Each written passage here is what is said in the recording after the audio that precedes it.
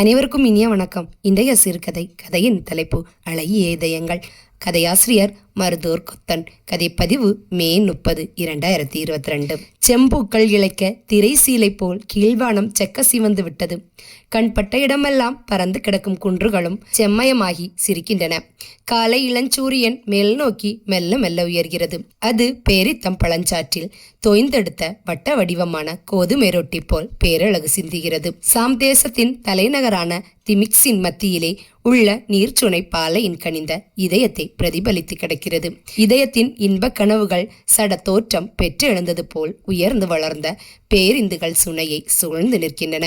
கலையின் செழுமையை தனதாக்கி கொண்டு சோலையின் மத்தியிலே கம்பீரமாக நிற்கிறது நகரின் பிரதான பள்ளிவாயில். அது பாலை நிலத்தின் கனவின் நிறைவேற்றமாக காட்சி தருகிறது.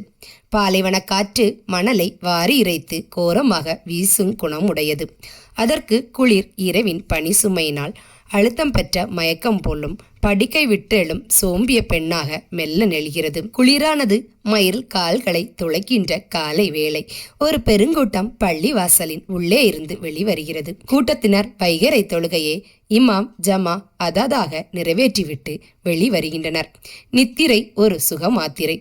உழைத்து களைத்த உடலை தேற்றி உள்ள இரவு. நித்திரை தந்த புது தெம்போடு உழைப்பதற்கும் உன்னதமான உலகை சமைப்பதற்குமான பகல். இவற்றை படைத்தளித்த அல்லாவை அந்த சந்தி வேளையில் துதித்து நன்றி செலுத்தி தியானித்தின்றான்.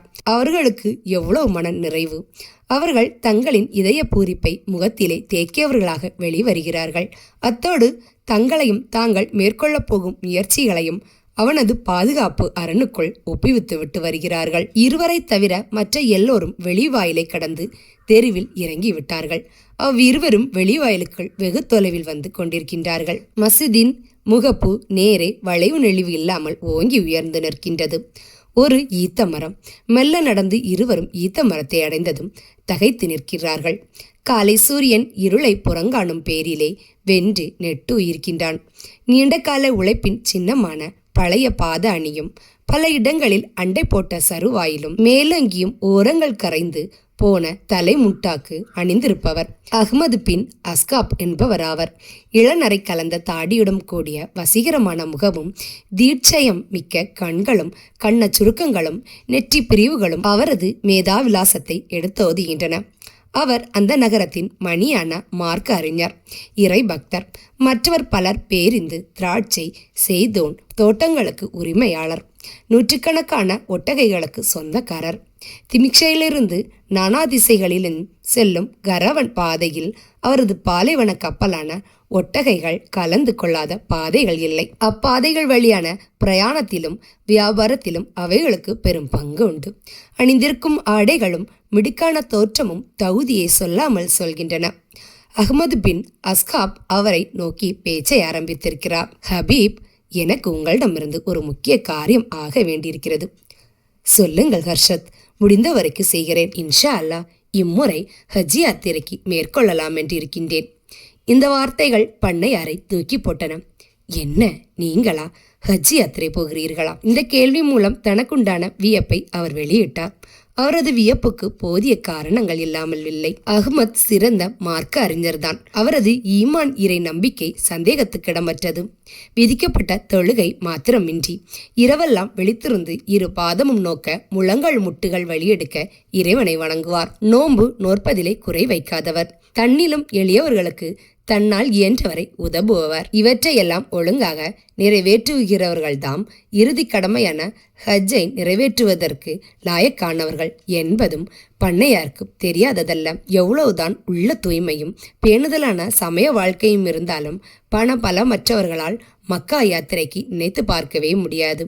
அஹ்மத் பின் அஸ்காபோ ஆண்டை போட்ட ஆடைகளையே அணியும் அளவிற்கு ஏழ்மையில் வாழ்பவர். மாணவர்களுக்கு அறிவு புகட்டுவதன் மூலம் கிடைக்கும் அற்ப வருமானத்தை கொண்டு மனைவி மக்கள் நிறைந்த தனது குடும்பத்தினரை இழுக்க முடியாமல் இழுத்து கஷ்ட சீவனம் நடத்துபவர். பண்ணையாரின் கேள்விகளின் உட்பொருளை உணர்ந்து கொண்ட அஹ்மத் ஒரு மெல்லிய புன்னகை உதிர்த்து விட்டார். ஹபீப், நீங்கள் ஆச்சரியப்படுவது நியாயமானதே. உங்கள் கேள்விகளுக்கு பொருள் பொதிந்தவையே. இந்த மிஸ்கினாஸ் எப்படி இது சாத்தியமாகும் என்றுதானே நினைக்கிறீர்கள்? அல்லாவின் நாட்டமும் நமது முயற்சியும் இருந்தால் எதுவும் சாத்தியமாகும் என்பதற்கு நானும் ஒரு முன்மாதிரி. இஸ்லாத்தின் 5வது கடமையையும் நிறைவேற்றும் பாக்கியம் கிடைக்காதா என்று நான் ஏங்காத ஏக்கமில்லை. எனது எண்ணம் ஈடற அருள் புரியுமாறு அல்லாவை பிரார்த்திக்காத நாள் இல்லை. பிரார்த்திப்பவர்கள் பால் தன் அருள்மாரியை சொரிகின்ற கொடையாளி அவனை விட வேறு யார்? அல்லாவை நம்புங்கள், உங்கள் ஒட்டகைகளும் கட்டி வையுங்கள் என பெருமானார் சொல்லியிருப்பது போல் நான் அவனை நம்பினேன். நாளும் பொழுது சிறு காசுகளாக சேமித்து வந்தேன் என்று உணர்ச்சியோடு கண்கள் ஆனந்த கண்ணீர் மல்க கூறி முடித்தார் அஹ்மத். அவரது வார்த்தைகள் ஒவ்வொன்றும் பண்ணையாளரை சுட்டெரித்தன. அஸ்தபிர்கல்லா, அல்லாஹ் என்ன மன்னிப்பானாக. ஹர்ஷத் முன் யோசனை இல்லாத தனது பேச்சை எண்ணி வருந்துகிறேன். அதை நீங்கள் மன்னித்தாக வேண்டும் என்று பண்ணையார் அஹ்மத் அவரின் கரங்களை பற்றி கொண்டு உணர்ச்சியுடன் கூறினார். உங்கள் பேச்சிலே மன்னிப்பதற்கு என்ன இருக்கிறது ஹபீப்?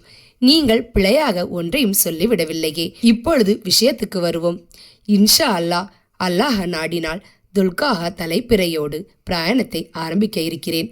மக்கா போகும் பாதையிலே நன்கு பழக்கப்பட்ட நல்ல நிலையிலுள்ள உங்களது ஒட்டைகளில் ஒன்று எனக்கு வாடகைக்கு தந்துதவ வேண்டும். அதற்கென்ன, உங்களிடத்தில் நான் வாடகையா வாங்க வேண்டும்? கூடாது, வாடகை இல்லாமல் நான் பெற்றுக்கொள்ள மாட்டேன். இன்ஷா அல்லாஹ் அப்படியே செய்வோம். நீங்கள் உங்கள் பிரயாணத்துக்கான ஆயத்தங்களை மேற்கொள்ளுங்கள். மரத்திலிருந்து விழுந்த கனி ஒன்று நீர்ச்சுனையிலே விழுகிறது.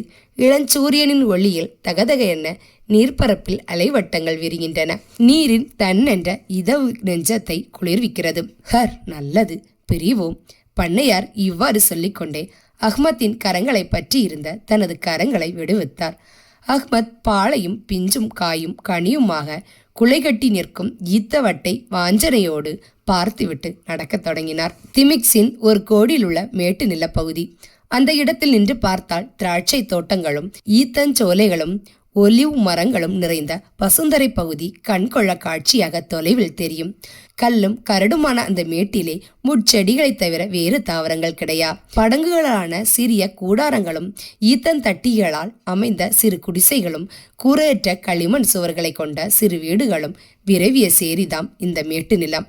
மேட்டின் ஒரு பாலில் ஈத்தங்கிடுக்குகளால் வேயப்பட்டிருக்கும் சிறு குடிசைதான் ஹஸ்ரத் அஹ்மத் பின் அஸ்காஃபியுடையது. குடிசையின் ஒளிப்பாய்கின்ற முற்பகுதியில் பழைய ஒட்டகை தோளில் அமர்ந்திருக்கின்றார் அஹ்மத் பின் அஸ்காப். முன் பகுதியில் அவரை தவிர வேறு யாரும் இல்லை. மனைவி அடுப்பிலே புகையோடு போராடி கொண்டிருக்கின்றாள். அஹ்மத் பின் அஸ்காப்பின் முன்னே ஒரு தோற்பை இருக்கிறது. அவர் அதை எடுத்து கட்டையை வைத்து பிரித்து தலைக்கீழாக கொட்டுகிறார். வெள்ளி நாணயங்கள் கலகலத்து கொட்டுகின்றன. பையே பக்கத்திலே வைத்துவிட்டு நாணயங்களை பார்க்கிறார். அவரது முகம் மெல்ல மலர்கிறது. கனத்து தொங்கும் திராட்சை குலையை நிகர்த்து நிற்கிறது. மேய்ந்துவிட்டு குட்டிகளை காண விரையும் ஆட்டின் முளை காம்புகள் போல் கண்கள் கசிகின்றன. பிரயாணத்துக்கான ஒட்டைகளுக்கும் ஒழுங்கு முடிதாகிவிட்டது. மகாத்மியமிக்க துல்ஹஜ் மாதத்துக்கு முன்னறிவித்தல் கொடுக்கும். துல்ககாவின் கூனப்பிறை மேல் வானில் எழில் கூட்ட இன்னும் வெகு நாட்கள் இல்லை. எனவே பிரயாணத்துக்கான மற்ற ஏற்பாடுகளை கவனிக்க வேண்டாமா? காலையிலே பண்ணையார் தெரிவித்த வியப்பு குறிப்பை நினைவில் மெல்லாமல் இருக்க அவரால் முடியவில்லை. நீண்ட நாளைய கனவு, ஜீவன் முக்தி விகாரம் நிறைவேறப் போகிறதே என்ற அங்கலாய்ப்பில் உணர்ச்சி வசமாகி கண்களை பிழைத்து விட்டோமோ, குறைந்த தொகையை கூட்டி கணித்து விட்டோமோ என்ற சந்தேகம் அவரை அரிக்கத் தொடங்கியது. நாணயங்களை மீண்டும் ஒரு முறை எண்ணி பார்க்கிறார். அப்பாடா, நிம்மதியை ஊட்டும் பெருமூச்சு மெல்ல வெளிப்போகிறது. அவரது கணிப்பு சரி. ஹஜ் யாத்திரை நிறைவேற்ற போதுமான பணம் அவரிடம் இருக்கிறது. நாணயங்களை மீண்டும் ஒவ்வொன்றாக எண்ணி பையில் போட்டு சிக்காராக சுற்றி கட்டிக்கொள்கிறார். அவரது 7 வயது மகன் கேவி அழும் வண்ணம் அவ்விடம் வருகிறார். எவ்வளவுதான் பக்தி மார்க்கத்தில் வாழ்பவராயிருந்தாலும் புத்திர பாசம் யாரை தான் விட்டது? தன் அருமை மகனின் அழுகை கண்டு அவன் நெஞ்சம் கவலை அடைந்தது. பிள்ளையை அணைத்து தனது மேலங்கியால் அவன் கண்களை துடைத்தார். ஏன் மகன் அழுகிறாய்? உனக்கு யார் என்ன செய்தார்கள் என பணிவுடன் வினவினார். அடுத்த வீட்டுல இறைச்சி தின்னுறாங்க, எனக்கு தரவே இல்லை என்று விக்கி விக்கி சொன்னான். அவர் இதயம் சுருக்கென்றது. உணவு விஷயத்தில் சிறு பிள்ளைகளின் அவா எப்படிப்பட்டதென்பதை தெரிந்த ரதா சங்கடங்களா எனது அண்டை வீட்டுக்காரர். இவர் அண்டையில் குடியிருப்பது என் நினைத்து அவரிடம் கொதிப்படைந்தது. வெளியே இருந்து வீசிய சுழல் காற்று சுடுமணலை அள்ளி இறைத்தது. விருந்தோப்பலை பற்றி பெருமானோர் எத்தனை விதமாக சொல்லி வைத்திருக்கிறார்கள், வாழ்ந்து காட்டியிருக்கிறார்கள். அந்த வள்ளல் நபியினை பின்பற்றும் மும்மீன்களாய்வர்கள். இந்த நினைவு பின்னலில் வந்த ஆத்திரத்தை அவரால் அடக்க முடியவில்லை. காற்றோ கடுகி வீசுகிறது. காற்றையும் முந்திக் கொண்டு அவர் அண்டை வீட்டை நோக்கி விரைகிறார். தவற்றை அவர்களுக்கு உணர்த்தாதவரை அவருக்கு நிம்மதி ஏற்பட போவதில்லை. நடுமதியம். பாவ புண்ணியம் என்று பார்க்காமல் ஆன வழிகளுக்கெல்லாம் பணத்தை குவிக்கும் பண முதலைகளின் நெஞ்சங்களை உருக வைத்து வெப்பத்தை உமிழ்கிறது அந்த பிரதேசம். ஹஸ்ரத் அஹ்மத் பின் அஸ்காப் அவரது குடிசை முன் பகுதியில் அந்த பழைய ஒட்டக கை தவிசில் அமர்ந்த வண்ணம் தோர் சுவரை புரட்டுகிறார். அவை அவர் கண்ணே போர் பாதுகாக்கும் திருக்குரான் பிரதியின் பக்கங்கள். அவர் தன் கைப்பட எழுதியவை. அவர் முன்னால் உணவுகள் காத்திருக்கின்றன. வார்கோதுமை ரொட்டி, ஒட்டகை மாமிசங்கரி, பேரிச்சம்பழம் பாணி என்பன மண் சட்டிகளில் நிரப்பப்பட்டுள்ள கூசா போன்ற உருவமைத்த தோற்பையில் நீர் நிறைக்கப்பட்டிருக்கிறது. அவருக்காக அந்த உணவுகள் வெகு நேரமாக காத்து கொண்டிருக்கின்றன.